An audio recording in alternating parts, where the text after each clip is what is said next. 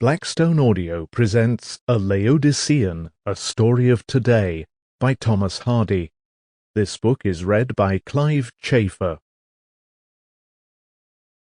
Preface.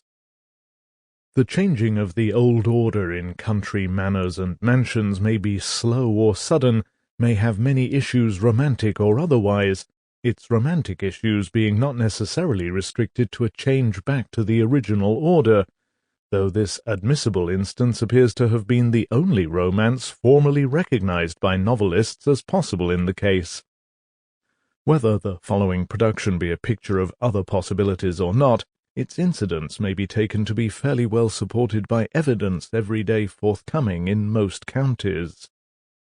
The writing of the tale was rendered memorable to two persons at least, by a tedious illness of 5 months that laid hold of the author soon after the story was begun in a well-known magazine, during which period the narrative had to be strenuously continued by dictation to a predetermined cheerful ending.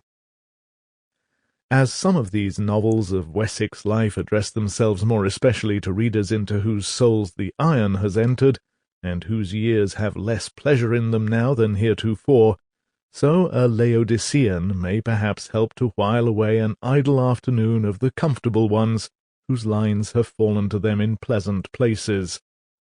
Above all, of that large and happy section of the reading public which has not yet reached ripeness of years, those to whom marriage is the pilgrim's eternal city, and not a milestone on the way. T.H. January 1896. Book the First, George Somerset. 1.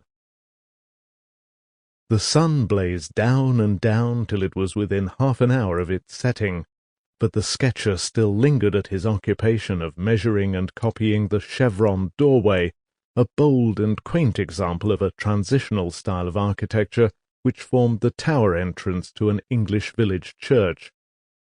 The graveyard being quite open on its western side, the tweed-clad figure of the young draftsman, and the tall mass of antique masonry which rose above him to a battlemented parapet, were fired to a great brightness by the solar rays that crossed the neighbouring mead like a warp of gold threads, in whose mazes groups of equally lustrous gnats danced and wailed incessantly.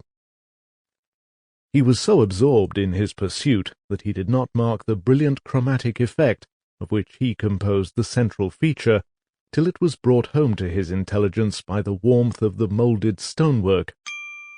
Sample complete. Ready to continue?